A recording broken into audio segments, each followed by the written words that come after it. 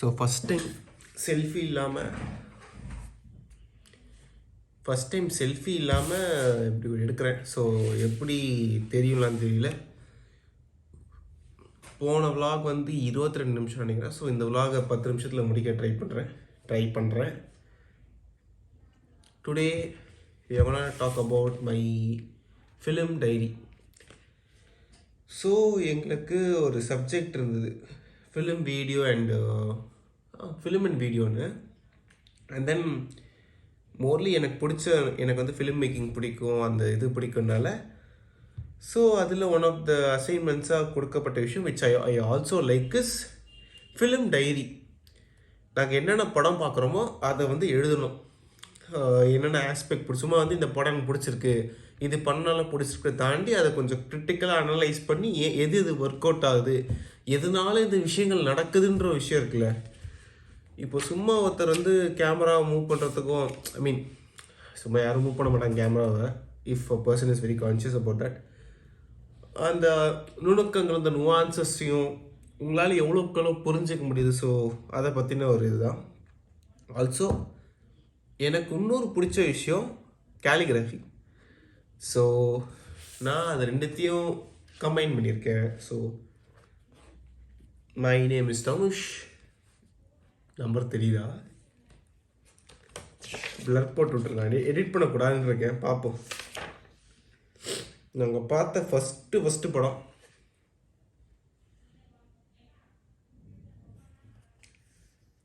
Kanchana Sita, directed by G Aravindan, இந்த year 1978.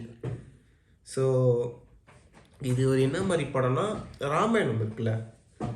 So நம்ம நிறைய ராமாயணம் கேட்டிருப்போம், வால்மீகி, கம்பர்னு. இது ஒன் ஆஃப் த ஊரில் இருக்க ஒரு ஃபோக் டேல். ஸோ இது நார்மலாக எப்படி சொல்கிறது, ஜி அரவிந்தன் பொறுத்த வரைக்கும் கொஞ்சம் ரியல் லைஃப் இருக்குல்ல, நம்ம பார்க்குற ரியல் லைஃப்பை ரொம்ப கிட்ட கொஞ்சம் கொண்டு போய் நிறுத்துற மாதிரி இருக்குன்னா, நம்ம இப்போ இங்கேருந்து ஒரு 1 கிலோமீட்டர் நடக்கிறோம்னு வச்சுக்கேன், அந்த ஃபீலிங்கை கொடுப்பார். அந்த மாதிரி தான் இந்த படம். ஒருத்தங்க திரும்பினோன்னா பொறுமையாக தான் திரும்புவாங்க. நாங்கள் ரொம்ப சர்க்காஸ்டிக்காக ஜோக்கெலாம் பண்ணியிருக்கோம். நீங்கள் வந்து ஏதாச்சும் எப்படி சொல்கிறது, சார் கேட்பார் என்ன பனிஷ்மெண்ட் கொடுக்கலாம் சார், இந்த படத்தை வந்து 0.25x நீங்கள் பார்க்கணுன்னு. பட் ராதர் எனக்கு இந்த படம் வந்து இன் டர்ம்ஸ் ஆஃப் விஷுவல்ஸ் எனக்கு ரொம்ப பிடிச்ச படம். இட்ஸ் நாட் எப்படி சொல்கிறது, இந்த படத்து மேலே எனக்கு எந்த ஒரு இதுவும் இல்லை. ஆனால் எனக்கு இந்த படம் ரொம்ப பிடிச்சிருந்தது, எனக்கு பிடிச்சிருந்தது. ஐ டோன்ட் நோ அபவுட் மற்றவங்களுக்கு எப்படின்னு தெரியல. ஜி அரவிந்தன் பற்றி என்ன தெரில, சளி வேற வருது, பொறுமையாக வேறு பேசுவோம், மறந்துட்டேன். அடுத்தது it's a female director. Her name is Agne Vartha. She's a very good director. Vagabond. So இந்த படம் எனக்கு ரொம்ப பிடிச்சிருந்தது. நம்ம ஊரில் வந்து நம்ம ஊர் விட்டுருங்க, எனக்கு தெரிஞ்சு இந்த விமனோட சாய்ஸஸ் இருக்குல்ல, ஒரு பெண்ணோட சாய்ஸஸை வந்து அதை வந்து எப்படி சொல்கிறது, நம்ம எப்படி பார்க்குறோம், இந்த வேர்ல்டு எப்படி மிசாஜனிஸ்டிக்காக இருக்குது. லைக் அவங்க வந்து இந்த பர்டிகுலர் ஃபீமேல் கேரக்டர், இந்த ப்ரொட்டாகனிஸ்டில் இருக்க அந்த ஃபீமேல் பொண்ணு வந்து அவள் இஷ்டத்துக்கு அவள் வாழ்க்கையை வாழ்வாள். அது ஒரு மாதிரி நம்மளுக்கு பார்க்கும்போது என்னடா வாழ்க்கை இது, என்னடா ஒரு மோட்டிவே இல்லாமல் ஒரு கேரக்டர் சுற்றிட்டு இருக்குன்ற மாதிரி தோணும். பட் ஆனால் ஒரு இன்னொரு ஆங்கிள்லேருந்து பார்க்கும்போது படம் டோட்டலாக வித்தியாசமாக இருக்கும். ஸோ அதனால் எனக்கு இந்த படம், ஆக்சுவலி எல்லா படமும் எழுதணும். நான் எனக்கு வந்து ரொம்ப ஒரு படம் பிடிச்சிருந்தா அதை வந்து கேலிகிராஃபி பண்ணியிருப்பேன். அதுக்குன்னு நான் கேலிகிராஃபி பண்ணேன்னா பிடிக்காத படம் கிடையாது, நான் சோம்பேறி. அப்புறம் த லெஜண்ட் ஹிம்செல்ஃப் ஆல்ஃப்ரெட் ஹிட்ச்காக்குடன் ஓட பேர்ட்ஸ் சொல்லுமா, மாஸ்டர் பீஸ். அவ்வளோதான், செம்மையாக இருக்கும். Layers of information. இவர்கிட்ட பிடிச்ச விஷயம் வந்து எதையும் வந்து மறைக்கவே மாட்டார். ஃபார் எக்ஸாம்பிள், இவன் தான் உலகாரன், ஓகே, பார்த்துட்டியா ஆடியன்ஸ், நீ பார்த்துட்டியா, ஓகே. ஆனால் ஆடியன்ஸ் நம்மளுக்கு தெரியும், அங்கே உள்ள இருக்க கேரக்டர்ஸ் தெரியாது. அந்த ஒரு ப்ளே பண்ணுவார், எனக்கு ரொம்ப பிடிக்கும். அடுத்தது பேர்த்ஸை தொடர்ந்து அவருடைய இன்னொரு படமான Psycho, as usual masterpiece. இன்றைக்கி நிறைய படம் எப்படி சொல்கிறது, ஒருத்தன் படம் எடுக்க போகிறான்னா ஆல்ஃப்ரெட் ஹிட்ச்காக்ன்றவர் ஒன் ஆஃப் த நம்ம ரெஃபரன்ஸுக்கு யூஸ் பண்ணிக்கலாம். கமர்ஷியல் படத்தை எப்படி பக்காவாக எடுக்கணும், என்டர்டெயின்மெண்ட். அது கமர்ஷியல் படம்னு சொல்லலாமா தெரில. எங்கள் சார் அது சொன்னார். இந்த க ஐ திங்க் கயர்து சினிமான்னு ஒரு magazine, I'm pronouncing it right, Cahiers du cinema இல்லை ஜாலு கொதாது ட்ரஃபால் இருந்தார், கொதாது இருந்தாலும் தெரில. இவர் இச்காக்கை வந்து many people at that time never consider as a டேரக்டராக கூட ஒரு பி கிரேட் ஆளாமல் தான் பார்த்துருக்காங்க. But these film makers are the one who represented them. அவருக்கு தேவையான ரெப்ரசன்ட் இல்லை, அவங்களுக்கு தேவையான ரெகக்னிஷனை கொடுத்தாங்க. ஸோ அந்த ஒரு விஷயம் எனக்கு ஆக்சுவலி இந்த த்ரில்லரு, இந்த பேய் படம்லாம் வந்து எனக்கு அவ்வளோ த்ரில்லர் பிடிக்கும், பேய் படம் வந்து பிடிக்காது. இது பேய் படம் கிடையாது, த்ரில்லர் தான். பட் அந்த ஃபீலிங் வந்தாலும் ஒரு மாதிரி இருக்கும். அப்புறம் கட்டு ஹிச்காக் படம்னால வந்து எங்கே இந்த இடத்துல எப்படி கட் பண்ணணும், லைக் அந்த ஒரு சீன் இருக்கும். ஒரு பொண்ணு வந்து she will be heading towards நான் அந்த வில்ல ஒருத்தர் இருப்பான், அவனோட ஹோட்டல் இருக்கும். இந்த பொண்ணு வந்து அந்த ஹோட்டல்லேருந்து அந்த ஹோட்டலில் வச்சுருக்க ஒரு பையனோட வீட்டுக்கு போகணும். அதுக்கு எவ்வளோ கட்டு போயிருக்குன்ற அந்த சீக்வன்ஸை பார்க்கும்போது என்னையா அந்த டென்ஷன் க்ரியேட் பண்ணுறாரு, எனக்கு அது ரொம்ப பிடிக்கும். அடுத்தது is a little controversial director, Roman பொலன்ஸ்கியோட ரோஸ்மேரி பேபி. ஸோ இந்த படம் எனக்கு வந்து எப்படி சொல்கிறது, எங்கள் சார் ஒரு கொஸ்டின் வச்சார். This guy in US is a certified paedophile. அவனுக்கு பீடோஃபைலு அதான் நம்ம ஊர் போக்ஸோ சொல்லாமா அந்த மாதிரி கொடுத்துட்டாங்க, முத்திரை கொடுத்துட்டாங்க. அது அரெஸ்ட் பண்ணலான்னு இருக்கும்போது தலைமை சொந்த ஊர் போலன்ட்டு எஸ்கேப் ஆகிட்டான். ஸோ இப்போ ஒரு கேள்வி இருக்குது, ஆர்ட் வேறு ஆர்டிஸ்ட் வேறு, அப்படியா அப்படி நம்ம பார்க்கலாமா அப்படின்ற ஒரு கேள்வி வருந்தது. ஏன்னா இவன் வந்து எக்கேடு கெட்ட நாசமாக போனவனாக இருக்கட்டும், ஆனால் படம் நம்ம வந்து அனுபவிக்க முடியல. உதாரணத்துக்கு சொன்னால் நம்ம ஊரில் இருக்க 1008 ஃப்ரீடம் ஃபைட்டர்ஸில் நம்ம இன்றைக்கி தலைவர்களாக பார்க்குறவங்க வந்து எவ்வளோ கெட்டவங்களாக வேணா இருக்கட்டும், இல்லை ஹீரோஸ் எவ்வளோ கெட்டவங்களாக வேணா இருக்கட்டும், ஆனால் அவங்க ஐடியாலஜி என்ன, டேரக்டர்ஸ் எடுத்துக்கோங்க, அவங்க ஐடியாலஜி என்ன, அதுதான். அதுக்குங்காக ஐடியாலஜிக்காக நம்ம வர்ஷிப் பண்ண அப்படிலாம் கிடையாது. we can learn from that. அது அந்த ஒரு இவங்க இப்படிப்பட்ட ஒரு வாழ்க்கையை வாழ்கிறாங்க, அவங்க கெட்டவன். Yes of course is a convicted criminal, இப்போ கூட எடுத்துகிட்டு இருக்காங்க ரோமன் பொலன்ஸ்கி. பட் அவனோட ஆர்ட் ஃபார்மை வந்து அதில் இன்க்ளூட் பண்ண வேணான்றதுக்காக தான். சாரி, கொஞ்சம் அந்த சளி என்னை ரொம்ப பாடாப்படுத்துது. அடுத்து நம்ம ஒரு ஆள், பேரலல் சினிமாவின் ஒன் ஆஃப் த முக்கிய டைரக்டர்களான அமித் தத்தாவுடைய கிரமாஷா. எனக்கு என்ன டவுட்னா, இதுதான் அஃபிஷியல் ஃபாண்டான்னு தெரியல, நல்லா இருந்து வந்துட்டேன். ஒரு எங்கள் சார் இந்த படத்தை காட்டுறதுக்கு முன்னாடி ஒரு விஷயம் சொன்னார். நம்ம பொதுவாக இந்த 3 பேரலல் ஸ்ட்ரக்சர் இருக்கும்ல, first act, second act, third act, இந்த கண்டினியூட்டி பார்ப்போம்ல, இதுக்கப்புறம் இதுன்றது, இதை வந்து உடச்ச ஒரு சினிமான்னு வச்சுக்கோங்களேன். நம்மளுக்கு ஒரு மாதிரி ஒரு ப்ளஷர் கொடுக்காது. ஐ எம் சாரி, எங்க முடியலங்க, அப்பா சளி தூக்குது. ஸோ ஒரு மாதிரி எப்படி இந்த கண்டினியூட்டி இல்லாமல் நம்ம பார்க்குற இன்ஃபர்மேஷன், நம்ம இந்த வெஸ்டர்னைஸ்ட் இன்ஃபர்மேஷன் இருக்குல்ல, இதுக்கப்புறம் இது, இந்த ஸ்ட்ரக்சர் எல்லாம் உடச்சி ஒருத்தர் இருக்கிற ஆட்களில் இவர் முக்கியமான ஆள். இவர் மணிக்கோல், இவங்கெல்லாம், அது எனக்கு ரொம்ப பிடிச்சது. அப்புறம் செம்ம ஆள் இவர், ரொம்ப பிடிச்சது. ஒரு காலத்தில் சோவியத் யூனியனாக இருந்து இப்போது ரஷ்யாவாக இருக்கும், I think he was born in Soviet Union, Andrei தர்காஸ்கியோட முதல் படம் இவான்ஸ் சைல்ட்ஹுட்.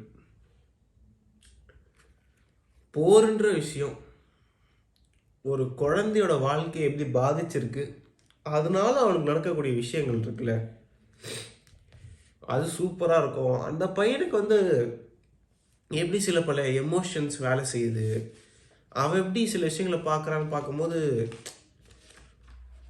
அது மாதிரி டிஃப்ரெண்ட்டான ஒரு படம். அஃப்கோர்ஸ் கொஞ்சம் ரஷ்யனோட, ஏன்னா மாஸ்கோவோட இதுதான், மாஸ் ஃபிலிம்ஸ் தான், ரஷ்யனோட இது இருக்கும்ல, ஏன்னா அவங்க ரஷ்யன்ஸ் இந்த ப்ரொபகண்டா பண்ணுறது அவங்களோட பெரிய ஆட்கள் கிடையாது, உண்மை தான். ப்ரொபகண்டா ஃபிலிம் சொல்கிறேன். ஸோ அந்த காலத்தில் சோவியத் காலத்தை சொல்கிறேன், இப்போலாம் தெரியாதுப்பா, நான் வந்து ஹிஸ்ட்ரியை தான் பேசுகிறேன். And it is a fact, they will also accept, I believe. இல்லை இதெல்லாம் எதுக்கு சொல்லிக்கிட்டு அடி வாங்க போகிறேன் நான். ஸோ இந்த மாதிரி விஷயங்கள் இருக்கும்போது இன்ட்ரெஸ்டிங்காக இருந்தது. இவர் வந்து ப்ரொபகேண்டாலாம் பண்ணல எங்கள். பட் இந்த ரஷ்யாவோட சாரி ஐம் ஸோ சாரி இந்த ரஷ்யாவோட சாயல் ரொம்ப தூக்கலாக இருக்கும். எப்போ ரஷ்யன் 2 minutes நான் கட் பண்ணலாமான்னு தோணும். பட் ஒரு முடிவு எடுத்தேன் கட் பண்ணாமல் பண்ணணுன்னு. ஏன் அப்படி பண்ணேன்னு தெரியல. அழுதுருவோம் போல். அமித் தத்தாவுடைய இன்னொரு படம் the man women and other stories. இந்த படத்தை நீங்கள் செக் பண்ணி பாருங்கள். நான் சொல்ல மாட்டேன், நீங்கள் செக் பண்ணி பாருங்கள். If you are seeing this, உங்களுக்கு வந்து என்னடா அப்படின்ற மாதிரி இருக்கும். But this is a very important film நான் சொல்லுவேன். ஏன்னா உங்களுக்கு ஒரு வித்தியாசமான உணர்ச்சியை தரக்கூடிய ஒரு படம். அதனால் சொல்கிறேன். உங்களுக்கு புரியுமான்னு தெரில. நான் பொதுவாக கொஞ்சம் ஒரு வித்தியாசமான அனுபவங்க. நான் சொன்னல இந்த கண்டினியூட்டி, இந்த 3 ஆக்ட் ஸ்ட்ரக்சர் அதெல்லாம் இருக்காது. வித்தியாசமாக இருக்கும். அப்புறம் திருப்பியும் ஆண்ட்ரே தர்காஸ்கியோட mirror and of course I have it. அது காட்டிடுறோம் ஒழுங்கா. எனக்கு திருப்பி இருக்க சந்தேகம் இதுதான் அஃபிஷியல் ஃபாண்ட்டான்னு. எனக்கு தெரியல. ஒன்றும் நான் அஃபிஷியல் ஃபாண்ட் இல்லைன்னா கூட நான் சும்மா இந்த மாதிரி அழகாக இருந்தால் வரைவேன். தப்பாக நினச்சிக்க வேண்டாம். அஃப்கோர்ஸ் இது வந்து எனக்கு நான் வந்து இங்கே டிஸ்கஷன் நடக்கும். ஒரு படம் முடிஞ்சோடனே எங்கள் சார் டிஸ்கஷன் வைப்பார். நான் அப்பயும் எனக்கு அப்பயே நான் அவர்கிட்ட சொன்ன ஒரு விஷயம் வந்து, எனக்கு தெரிஞ்சு வாழ்க்கையோட அனுபவம் வந்து அதிகமாக இந்த படம் பார்க்கும்போது, இப்போ இதே படத்தை ஒரு 10 வருஷம் கழிச்சு நான் பார்க்கும்போது எனக்கு இன்னும் நல்லா அந்த படம் புரியுமோன்னு தோணுச்சு. அவ்வளோ விஷயம் இந்த படத்தில் இருக்குது. அந்த புல்வெளி ஷாட் இருக்கும், அந்த அம்மா உட்காந்துட்டு இருக்கோம் இனிஷியல் ஷாட்ஸ்லேயே நினைக்கிறேன். இந்த புல்வெளி இருக்கும், அந்த புல்வெளி அடிக்கிற காற்று, அந்த அம்மாவோட இது, அந்த ஷாட்லாம் எங்கேருந்து அந்த இடம் ஆன்லைன் லொக்கேஷன் கண்டுபிடிக்கிறீங்க இன்னையா. And one of the famous இந்த ஃப்ரெஞ்சு நியூ வேவ் மூமெண்ட்டோட ஒன் ஆஃப் த ஃபேமஸ் வந்து எனக்கு எப்படி சொல்கிறது, ஃபிலிம் மேக்கிங்காவது என்னடா படம் எடுக்கிறீங்க, நான் எடுக்கிறேன் படுற படம் எடுத்தவர் ஜாலு கோதாதோட breathless. This is not the official fund. ஆனால் இது யாரோ ஒருத்தவங்க பண்ணியிருந்தாங்க, எனக்கு பிடிச்சிருந்தது. ஸோ நான் அதை கேலிகிராஃபி பென் ஒன்று வாங்கியிருந்தேன், இங்க் பென். பட் இங்கே பார்த்தது எல்லாமே அந்த பெண்ணில் தான் பண்ணுது. ஸோ அது டியூரேஷன் எல்லாம் போட்டிருக்கோம். இந்த ஃபர்ஸ்ட் எனக்கு தெரிஞ்சு த ஏர்லியஸ்ட் சினிமா ஃபேஸஸில் ஜம்ப் கட்டை வந்து சூப்பராக யூஸ் பண்ண ஒரு ஆள். இப்போது நான் உங்ககிட்ட பேசிக்கிட்டு இருக்கேன், ஒரு இன்ஃபர்மேஷன் கன்வே பண்ணுறேன்னு வச்சுக்கோங்களேன். இப்போ நான் ஒரு நிமிஷம் தொடர்ந்து பேசுனேன்னா ஜம்ப் கட்டில் என்னன்னா, அவர் மேக்ஸிமம் ஒரு 30-45 செகண்ட் தான் காட்டுவார் நம்மக்கிட்ட. 15 செகண்ட் தூக்கிடுவார். அதுக்கு மேலே தூக்கணும். சும்மா நான் எக்ஸாம்பிள் சொல்கிறேன், அப்படி அக்கிறத எடுத்துக்க வேணாம். Excuse me, I'm dying. So அதை தூக்கிட்டு பட் இப்போ நடுவில் கேப்ஸ் வருது இல்லை, அந்த கேப்ஸை நீங்கள் ஃபில் பண்ணுவீங்க. எனக்கு அது பிடிச்சிருந்தது. அது வந்து எப்படி சொல்கிறது, நம்மள ஒருத்தர் மதித்து பார்க்குறாருல அது மாதிரி.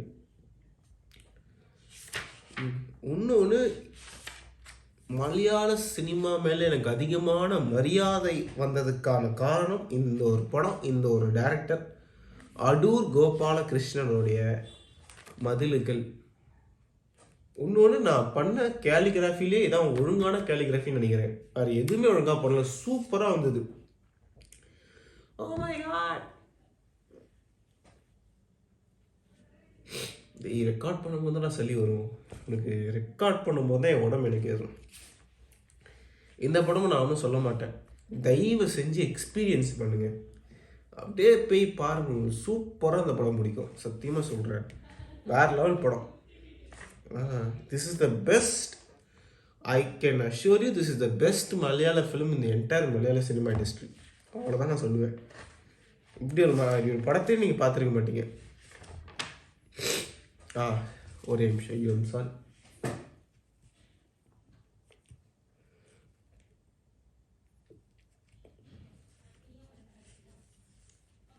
I'm sorry, I can't handle this thing.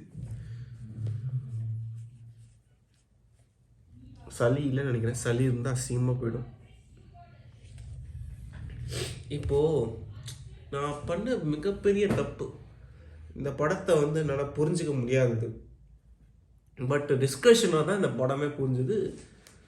இந்த படம் எடுக்கும்போது இந்த படம் நான் பார்க்கும்போது என்னடா படம், எதுக்குடா இந்த மாதிரி எடுத்துருக்காங்க, என்னடா என்ன நடக்குதுன்ற லூசுத்தனமாக பார்த்துட்டு இருந்தேன். அப்புறம் டிஸ்கஷன் பண்ணும்போது தான் ஐயோ என்ன மாதிரி படம் வச்சா அது மாதிரி ஆயிடுச்சு. மைக்கேல் ஹினாக்கே உடைய hope I'm pronouncing his name right, Cache. அதாவது சிம்பிளாக சொல்லிடுறேன், நீங்கள் யாருக்கும் ஒரு சின்ன வயசில் தெரியாமல் தப்பு பண்ணியிருப்பீங்க. லெட்ஸே ஃப்யூச்சரில் ஒரு ப்ராப்ளம் நடக்குது, அதனால் நீங்கள் ஒருத்தர் தப்பு பண்ணீங்க சின்ன வயசில், நீங்கள் சின்ன குழந்தை, அவரும் குழந்தை, நீங்கள் ஒருத்தர் தப்பு பண்ணிட்டீங்க, நீங்கள் கடந்து வந்துட்டீங்க. நீங்கள் வந்து ஒரு சுப்பீரியர் ரேஸில் இருக்கீங்க. சும்மா இமேஜினிங் அஸ்யூமிங் சுப்பீரியர் ரேஸ்னால நம்ம யாருமே மேலே கீழேன்னு வந்து சொல்ல, நம்ம யாருமே மேலே கீழெலாம் கிடையாது, எல்லாம் ஈக்குவல் தான்.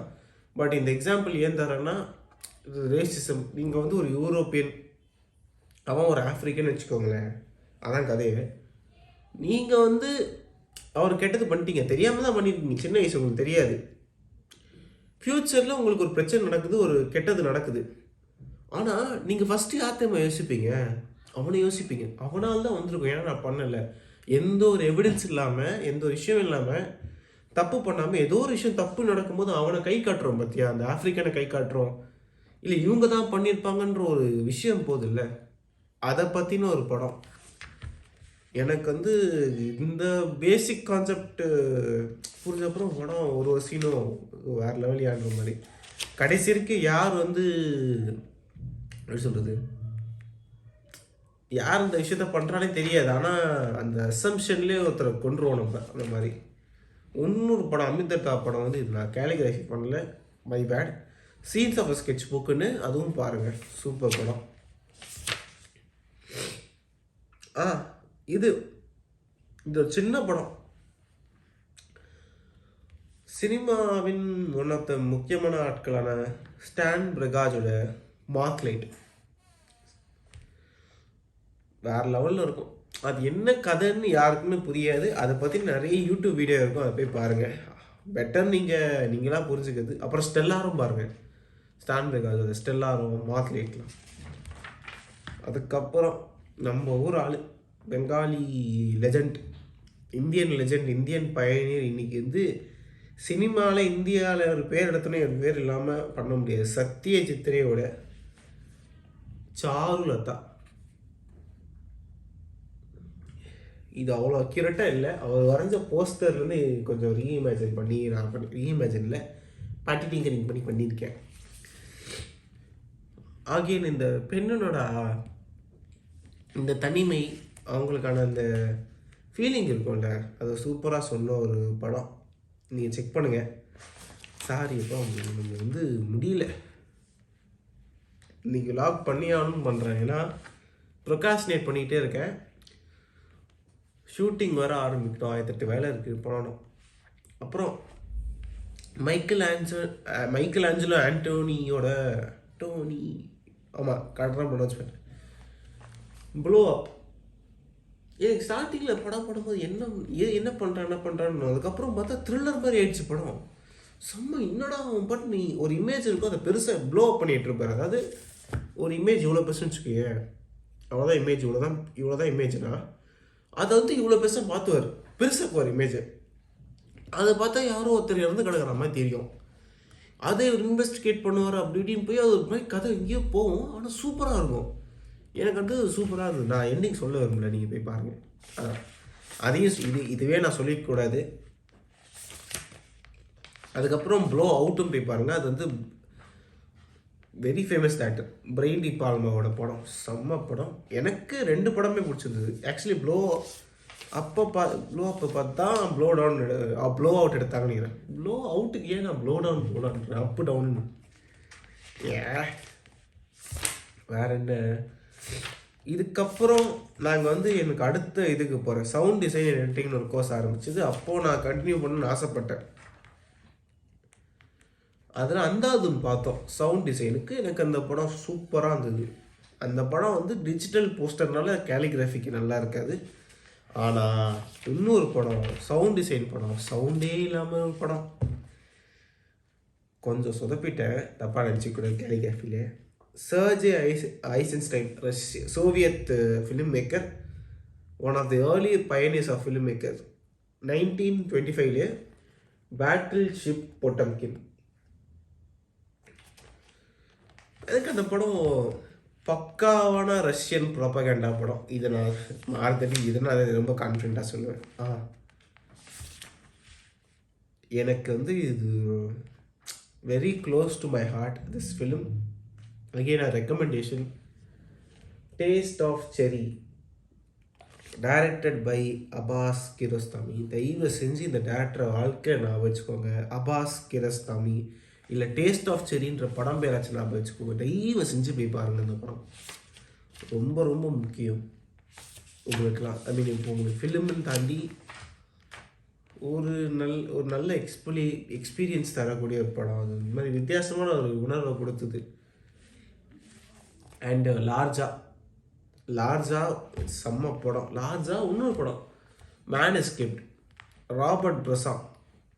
சொல்லணுமே அவரை பற்றி, தாறுமாறு தலைவன். அதாவது ஒருத்தன் வாழ்க்கை ஃபுல்லாக படம் எடுத்தான். இந்த உலகத்தை பொறுத்த வரைக்கும் காசு தானே. கமர்ஷியலாக அவர் எடுத்த எந்த படமே சக்ஸஸான்னு தெரியல. ஐ மீன் எதுவுமே சக்ஸஸ் ஆனிச்சா கூட தெரில, பிரேக் ஈவன் ஆச்சா கூட தெரில. ஆனால் இன்னைக்கு உலகத்தில் இருக்க பெரிய பெரிய பிளாக் பஸ்டர் படங்களுக்கு இவரோட படங்கள் தான் ஒரு அடித்தளம். பார்த்தீங்களா, இன்னைக்கு ராபர்ட் பிரசா பற்றி படிக்காமல் எவன் ஃபிலிம் எடுப்பான்னு தெரியல. இதை தாண்டி ஒரு அனிமே சும்மா ட்ரை பண்ணேன், ஹஜிமோனா இப்போடு 3 எபிசோட் தான் பார்த்தேன். ஆனால் நல்லா இருந்தது. ஸோ அவ்வளோதான் என்னோடய film diary as of now. இதுக்கு எவ்வளோ நேரம் போச்சுன்னு தெரில. அதை தாண்டி ஜனவரி மாதம் நான் பார்த்த 5 படம் தான் பார்க்க முடிஞ்சது. அன்ஃபார்ச்சுனேட்லி நிறைய படம் பார்க்கணும். ஸோ ஜனவரி 2025 நான் பார்த்த படம் வானகன், டைரக்டர் பை பாலா. எனக்கு அந்த படம் it's not satisfyingly work out for me, but yeah okay. அப்புறம் இது கிராண்ட் ப்ரீ அவார்டு வாங்கினேன், all we imagine as like கானில். அந்த படம் எனக்கு ரொம்ப பிடிச்சிருந்தது. எனக்கு பர்சனலி ஐ லைக் இட். அப்புறம் கேர்ள்ஸ் வில் பி கேர்ள்ஸ். இந்த படம் பார்த்ததுக்கு ரீசன் வந்து அங்கே one of the main lead of all imagine is like அவங்க நடிச்சிருந்ததுனால பார்த்தேன். இந்த படமும் நல்லா இருந்தது. அண்டு அந்தாதுனோட தமிழ் இது எப்படி சொல்கிறது, நல்லா இருந்தது. They have replicated it as a ரீமேக்காக பார்த்தா நல்ல படம். பட் எனக்கு என்னென்னா ஒரு சில ஷார்ட்டில், ஆக்சுவலி ஒரு ஷார்ட்டில் நான் பார்க்குறேன், சமுத்திரகனி ஒரு அபேண்டட் ஏரியாவுக்கு போகிற அந்த ட்ரோன் பறக்குது, ட்ரோன் ஷாட், அந்த ட்ரோனே தெரியுது. எனக்கு என்ன பிரசாந்த் மாதிரி ஒரு சூப்பரான ஒரு ஆக்டரு, நல்ல அவர் அப்பா தான் டேரக்டர், எல்லாம் சூப்பராக பண்ணுற. இந்த மாதிரி சின்ன விஷயம் பார்க்கும்போது எனக்கு ஒரு மாதிரி ஆயிடுச்சுன்னா, ட்ரோன் பறக்கிறதே தெரியுது. பட் ஒரு படம் எனக்கு ரொம்ப பிடிச்சது. பட் சின்ன சின்ன விஷயம் இந்த மாதிரிலாம் பார்க்கும்போது தான் என்னடா இவ்வளோ சூப்பராக இருந்திருக்காங்க, இதை பார்க்கலையான்ற மாதிரி இருந்தது. அப்புறம் ராஜீவ் மேனனோட கண்டுகொண்டேன் சொல்லணுமா, வேறு லெவல் படம். Excuse me, I am so sorry. எத்தனை சாரி கேட்டேன், கவுண்டர்லாம் போகணும் போல. ஸோ அவ்வளோதான். இந்த ஃபெப்ரவரி மாதம் 15 படம் பார்க்கணுன்னு ஆசைப்பட்ருக்கேன். அதை டெவலப் பண்ணி இந்த புக்கை